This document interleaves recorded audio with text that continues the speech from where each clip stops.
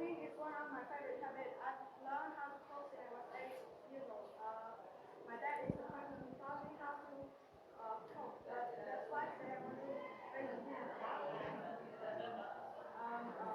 that cooking is one of my favorite activities in my free time. I really enjoy cooking, and even when I have a bad day, it always helps me feel better.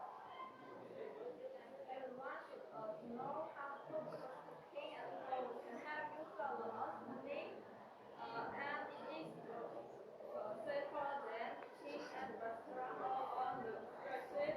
You can choose good quality ingredients for our thank you for playing on my thank you